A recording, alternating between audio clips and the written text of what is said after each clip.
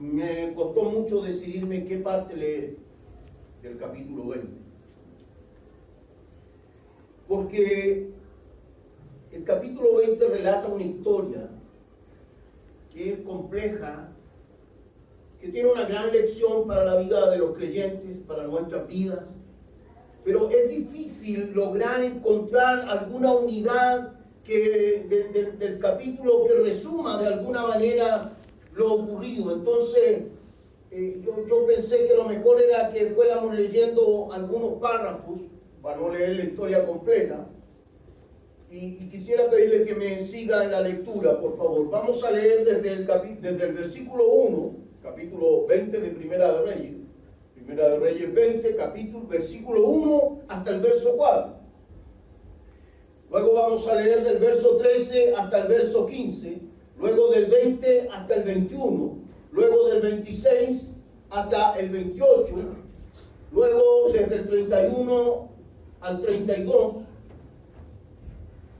Luego desde el 35 a terminar. Necesito que usted se centre en la historia. Lo que pasa, hermano, es que estos libros que cuentan parte de la historia de Israel tienen entre medio algunas profecías, y aquí se van a encontrar ustedes con una profecía que, de no entender el contexto, hermano, creo que jamás alguien podría comprenderla. Así que vamos a dar lectura en el nombre del Señor. Entonces Ben-Hadad, rey de Siria, junto a todo su ejército y con él a 32 reyes con caballos y carros, y subió y sitió Samaria y la combatió. Y envió mensajeros a la ciudad a Acab, rey de Israel, diciendo: así ha dicho Ben-Hadad, tu plata y tu oro son míos, y tus mujeres y tus hijos hermosos son míos. Y el rey de Israel respondió y dijo: como tú dices, rey, señor mío, yo soy tuyo y todo lo que tengo. Versículo 13 en adelante. Y aquí un profeta vino acá, rey de Israel, y le dijo: así ha dicho Jehová, ¿has visto esta gran multitud? He aquí yo te la entregaré hoy en tu mano para que conozcas que yo soy Jehová. Y respondió Acab: ¿por mano de quién?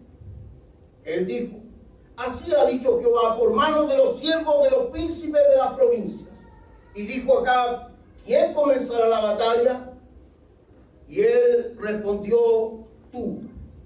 Entonces él pasó revista a los siervos de los príncipes de las provincias, los cuales fueron 232. Luego pasó revista a todo el pueblo, a todos los hijos de Israel, que fueron 7,000. Vaya por favor al verso 20. Y mató cada uno a los que venía contra él, y huyeron los sirios, siguiéndole los de Israel. Y el rey de Siria, Ben-Hadad, se escapó en un caballo con alguna gente de caballería, y salió el rey de Israel e hirió a la gente de a caballo y los carros, y deshizo a los sirios, causándole gran estrago. Verso 26 en adelante.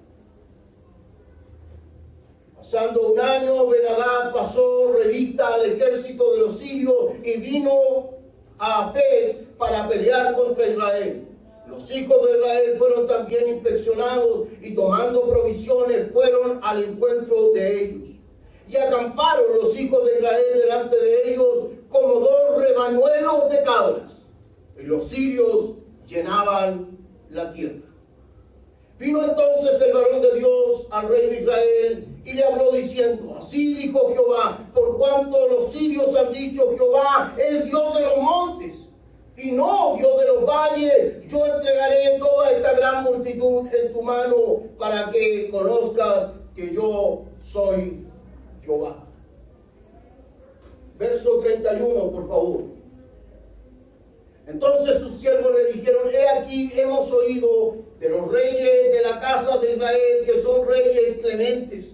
Pongamos pues ahora cilicio en nuestros lomos y sogas en nuestros cuellos, y salgamos al rey de Israel a ver si por ventura te salva la vida. Ciñeron pues sus lomos con cilicio y sogas en sus cuellos y vinieron al rey de Israel y le dijeron: tu siervo Ben-Hadad dice: te ruego que viva mi alma. Y respondió: si él vive, aún mi hermano es. Vaya al verso 35, por favor. Entonces unos varones de los hijos de los profetas dijo a su compañero por palabra de Dios: hiéreme ahora. Mas el otro no quiso herirle. Y le dijo: por cuanto no has obedecido a la palabra de Jehová, he aquí que cuando te apartes de mí te herirá un león. Y cuando se apartó de él, le encontró un león y le mató. Luego se encontró con otro hombre y le dijo: hiéreme ahora. Y el hombre le dio un golpe y le hizo una herida. Y el profeta se fue y se puso delante del rey en el camino y se disfrazó poniéndose una venda sobre los ojos. Y cuando el rey pasaba, él le dio voces al rey y dijo: tu siervo salió en medio de la batalla. Y he aquí que se me acercó un soldado y me trajo un hombre diciéndome: guarda a este hombre, y si llegare a huir, tu vida será por la suya, o pagarás un talento de plata. Y mientras tu siervo estaba ocupado en una y otra cosa, el hombre desapareció. Entonces el rey de Israel dijo: esa será tu sentencia, tú la has pronunciado. Pero él se quitó de pronto la venda de sobre sus ojos, y el rey de Israel conoció que era de los profetas, y le dijo: así ha dicho Jehová, por cuanto soltaste de la mano del hombre de mi anatema, tu vida será por la suya y tu pueblo por el suyo. Y el rey de Israel se fue a su casa triste y enojado y llegó a Samaria. Señor, te damos gracias por tu palabra. Te pedimos, Señor, humildemente esta tarde, que por obra y acción de tu Espíritu Santo puedas comunicar esta palabra a la vida de tus hijos. Señor, estamos aquí porque queremos ser instruidos, porque queremos ser exhortados, porque queremos, Señor, entender tu palabra y a través de ella, Señor, comprender las decisiones que debemos tomar como hijos tuyos. Señor, somos tu iglesia. Háblanos, Señor, a través de tu palabra. Tú conoces cada una de nuestras necesidades, Señor. Tú conoces, Señor, cada uno de nuestros corazones. Háblanos, Jesús, por tu palabra. Amén. La historia que tenemos aquí en este relatado, en este pasaje, en el capítulo 20 de Primera de Reyes, es la historia de el rey Acab, el séptimo de los reyes del reino del norte llamado Israel. Para hacernos un panorama, hermanos, que quizás muchos no tienen claro, después de la muerte de Salomón, el hijo de David, el reino de Israel, el pueblo de Dios, se dividió en dos reinos. 10 de las tribus se fueron al norte de la tierra de Palestina y formaron el reino del norte con su capital en Samaria. Y otras 2 tribus se quedaron en el lado sur y formaron lo que era Judá con su capital en Jerusalén, el reino del sur. La historia relata acerca de uno de estos reyes del reino del norte que a la verdad todos, la mayoría de ellos se caracterizó por ser reyes perversos, por no hacer la voluntad de Dios, por no hacer las cosas correctamente. Pero este en particular es un rey pusilánime, es una persona oportunista.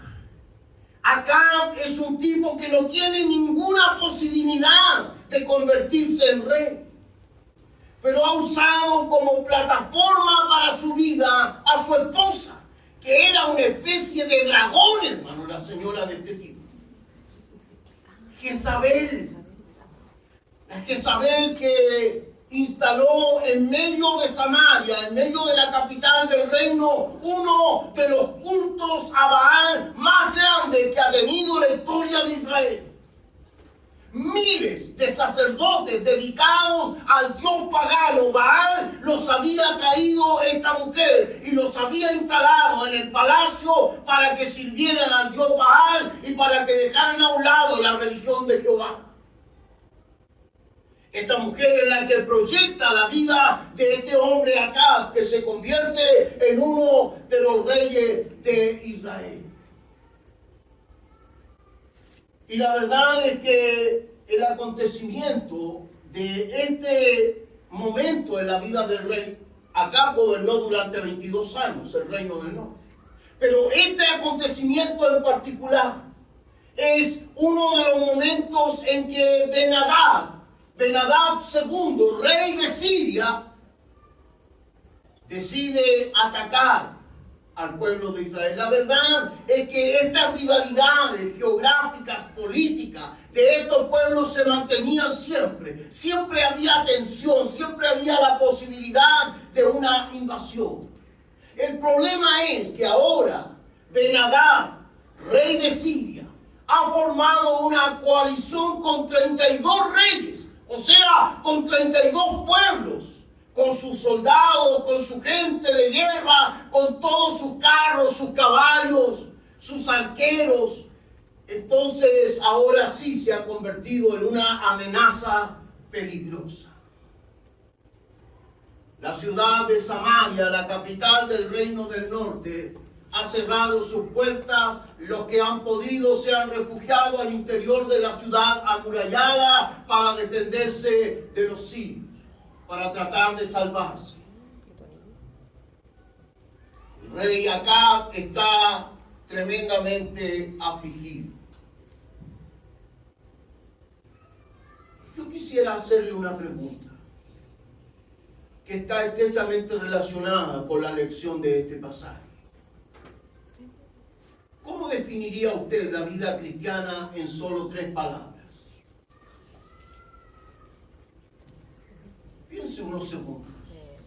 Si usted tuviera que definir cómo es la vida cristiana en solo 3 palabras, ¿qué diría?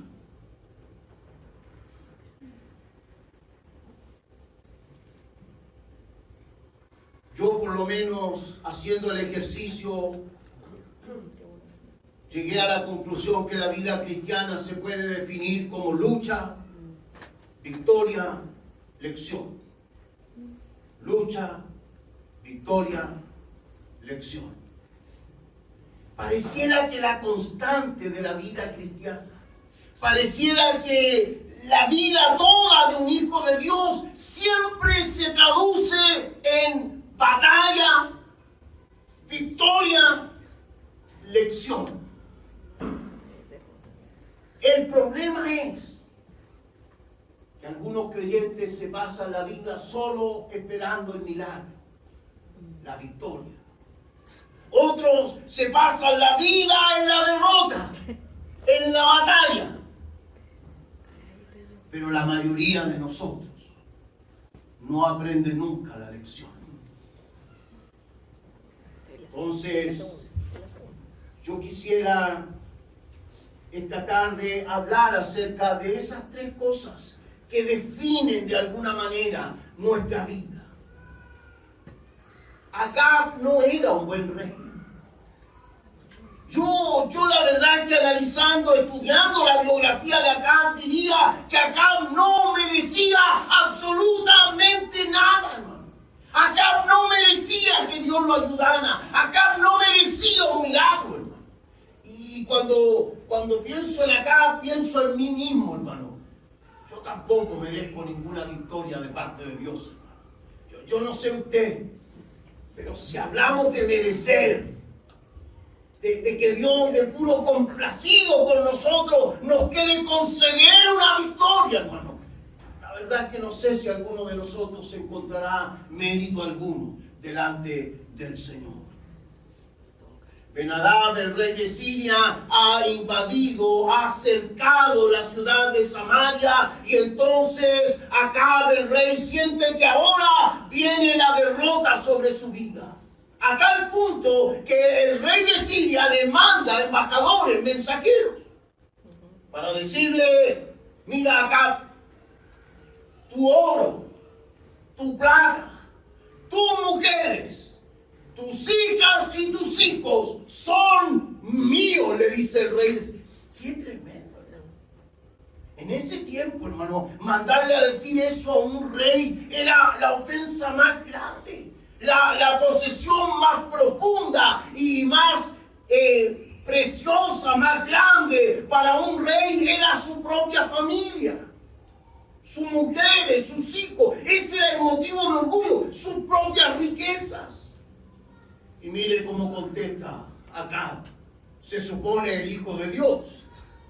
Sí, rey de Siria, mi Señor, todo lo mío es tuyo, te pertenece.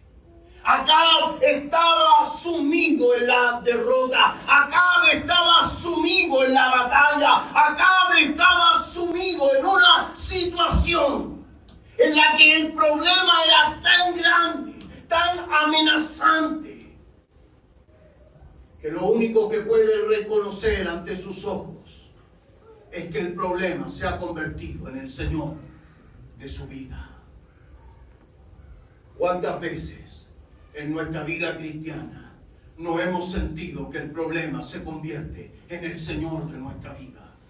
¿Cuántas veces no hemos estado sumidos en una dificultad tan profunda, en un problema tan grande, en una dificultad tan amenazante, que hemos llegado a decir: mi vida llega hasta aquí, mi familia llega hasta aquí, yo no puedo más, yo no sé cómo salir, yo no sé cómo vencer, yo no sé cómo solucionar? ¿Cuántas veces el problema se ha convertido en el Señor de nuestra vida? ¿Cuántos de nosotros no hemos doblado nuestras rodillas y hemos sentido que las oraciones dan bote en nuestra cabeza porque parece que ni Dios nos escuchara? ¿Cuántos de nosotros hemos cerrado los ojos para tratar de orar alguna vez y no hemos podido concentrarnos porque el problema es tan grande, porque la amenaza es tan profunda, porque la dificultad es tan honda, nos trae tanto dolor, nos trae tanta amargura, nos trae tanta desesperación, que no podemos concentrar nuestra mente para decirle algo a Dios? ¿Cuántos de nosotros a veces frente a la dificultad lo único que podemos hacer es echarnos a llorar y decir: estoy vencido, estoy derrotado? Eso le pasa al rey Acab. El rey Acab ha dado cuenta de que su problema es ahora su verdadero Dios. Ya no es Jehová, es su problema. Todo lo que tengo, rey de Siria, es tuyo. Yo no puedo hacer guerra contra ti. ¡Qué tremendo, hermano! ¡Qué tremendo cuando en la vida de un creyente la dificultad, el dolor, la pena, la amargura nos hace perder de vista al Dios Todopoderoso! ¡Aleluya! Estando en esa amargura acá, en ese dolor, en esa aflicción, se acerca un profeta, uno de los pocos, porque Jezabel la esposa de Acab, los había mandado a matar, hermano, los profetas de Dios. Uno de los pocos que se quedaba valiente, hermano, se acercó al oído del rey y le dijo: rey Acab, levántate, prepara a los hombres de guerra, 100 y tantos soldados, hermano. Pero ojo, el pasaje es interesante. Dice que preparó al ejército, que eran una minoría comparada con la grandeza de los sirios. Y dice que luego contó al pueblo para que el pueblo apoyara en la batalla. ¿Y cuántos eran? 7,000.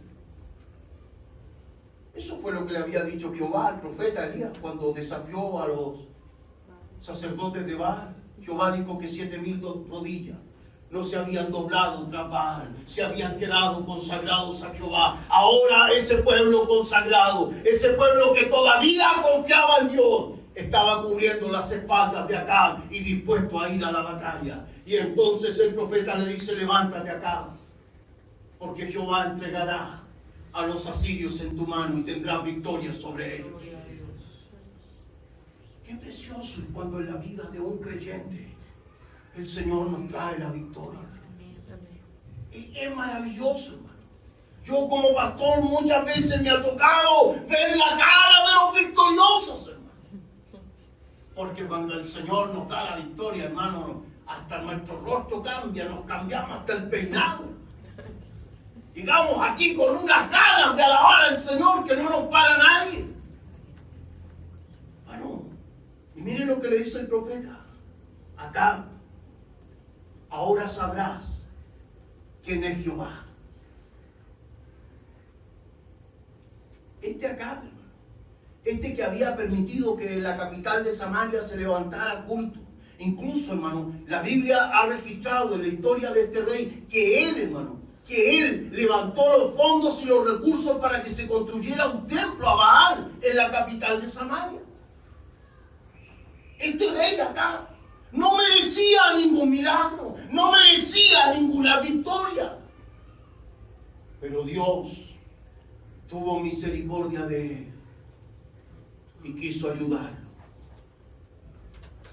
Fueron a la batalla y Acab venció. Pero mire qué interesante. El profeta le dice: prepara a los príncipes, a los siervos de los príncipes de las tribus de Israel. Y acá pregunta: ¿y quién será el primero que dará la batalla? Tú, le dice el profeta. Tú vas a ser el primero. Tú vas a tener que enfrentar.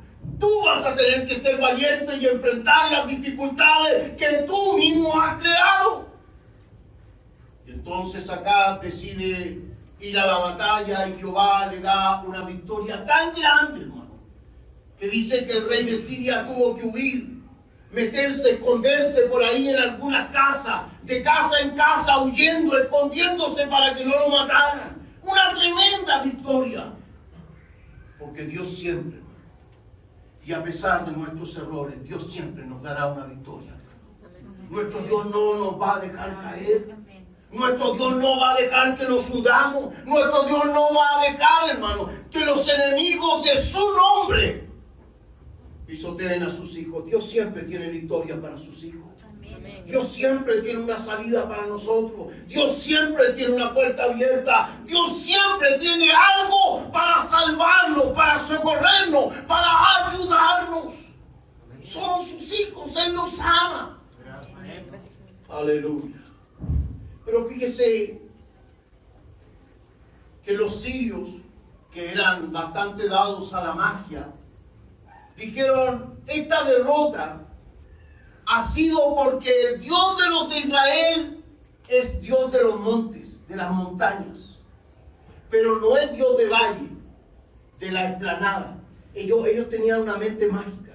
Pensaban que los judíos adoraban a un Dios, porque como los judíos habían hecho los altares en los lugares altos, en los montes, allí se hacían los altares para Jehová, la adoración. Entonces los sirios pensaron que el Dios de los israelitas era una especie de Dios que solo funcionaba allá. Mire, hermano amado en el Señor, a veces también a nosotros nos pasa. Pensamos que Dios solo funciona con algunas cosas. Déjeme decirle algo. Nuestro Dios no es un Dios solo de los montes. Nuestro Dios no es solo un Dios, hermano, de algunas cositas. Nuestro Dios es todopoderoso. Y funciona en todas las áreas de nuestra vida. No es un Dios al cual pueda detenerlo, hermano, ninguna cosa de este mundo. Nuestro Dios está por encima de todo. Él es todopoderoso. Amén. El pueblo de Israel tuvo victoria y el profeta se acercó al rey Acab y le dijo: mira, en un año más, Asiria va a venir otra vez y va a hacer guerra contra ti. Así que toma fuerza, prepara el ejército, tienes que estar expectante porque él va a venir otra vez. Y así fue. Al cabo de un año, Siria vino otra vez contra el reino del norte, volvió a amenazar a Acab para hacer guerra. Y dice que lo desafiaron para hacer guerra en el valle, porque pensaban que ahí Dios no les podía ayudar. Y dice el relato que el pueblo de Israel era como dos pequeños grupos de cabras que estaban apiñados. Imagínense un valle, hermano. Imagínense una explanada gigante. Un lugar, la verdad que este lugar, el Valle de Endor, es bastante grande. Un lugar gigantesco, un valle gigantesco que tiene montañas a su alrededor. Y en medio, en el valle, en el plano, allí estaba el pueblo de Israel. Y al mirarlo, dice que era como pequeños grupos de cabras. Yo no sé cuántos han visto a estas cabritas, los chivos. Hacia el norte se ve mucho. Bueno, ahora no, con la sequía se están muriendo. Pero se veía. Y las cabras tienen una particularidad, que cuando se sienten perdidas, amenazadas, se apiñan, se amontonan, se apegan unas a otras, se hacen como una especie de bloque, los chivitos, las cabritas. Y dice que cuando uno miraba al valle, el pueblo de Israel se veía como dos pequeños grupos de cabrillas, apiñados, asustados, mientras el pueblo asirio llenaba toda la explanada con su gente de guerra.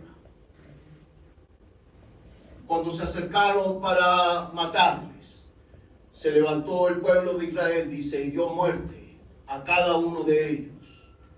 Y los que pudieron huir se subieron a una gran muralla, y la muralla cayó y los aplastó, y murieron miles. Israel volvió a tener victoria, porque ese es nuestro Dios. Hermano, nuestro Dios es un Dios de milagros. Nuestro Dios puede hacer grandes cosas por nosotros. Nuestro Dios puede hacer grandes cosas por nuestra vida. Nuestro Dios puede sacarnos aún de la situación más compleja en la que podamos estar. Y esto no tiene que ver, y yo quisiera poner un acento aquí, esto no tiene que ver, hermano, ni con nuestra rectitud, ni con nuestra santidad, ni con nuestra consagración, ni con nuestra pureza. Hermano, cuando Dios interviene en la vida de alguien, no lo hace porque nosotros tengamos mérito, hermano. Aquí queda demostrado, hermano, que acá lo que merecía era que le cortaran la cabeza, hermano. Pero Dios intervino a favor de él. Porque nuestro Dios es bueno. Y para siempre su misericordia. Hermano amado en el Señor, los milagros y las intervenciones de Dios no están dependiendo de nuestros méritos. Dios siempre le dará honra y gloria a su propio nombre. Y por eso Dios interviene a favor de sus hijos. Lo tercero que quisiera destacar, hermanos, de este pasaje es esta última acción profética, hermanos, que aparece en este relato. Uno de los jóvenes que pertenecía a la escuela de profetas, porque en este tiempo ya en el reino del norte había una especie de escuela de profetas, hombres que consagraban su vida para que Dios revelara sus planes. Y uno de los pocos que quedaba le dijo a su compañero discípulo de escuela, golpéame, hiéreme, seguramente con un palo, con algo, pégame fuerte. Y su amigo lo miró y dijo, no, te voy a pegar, te va a comer el león. Si no me pegas, te come el león. No, le dijo, no te voy a pegar, se lo comió un león. Y entonces el profeta fue y buscó a otro amigo y le dijo, oye, pégame fuerte, hiéreme. El otro debe haber tenido alguna razón que agarró un palo, hermano, y le dio con todas sus ganas y le provocó una herida grande al profeta. Y este se puso un antifaz, una máscara, y partió a la orilla del camino y comenzó a dar voces. ¡Rey Acab! ¡Rey Acab!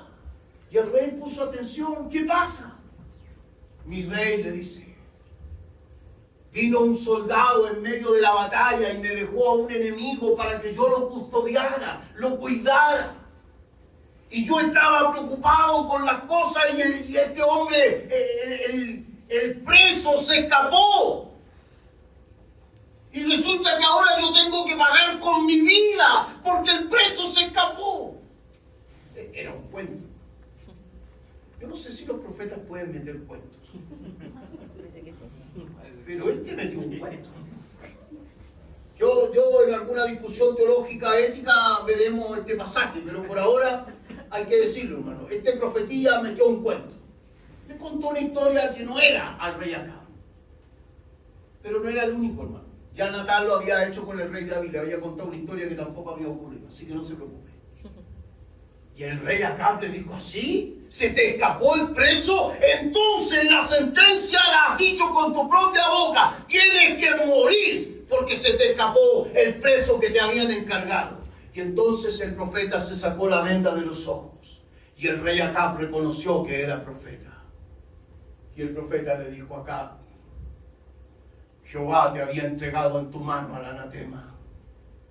Jehová había entregado en tu mano al rey de Siria para que acabaras con él.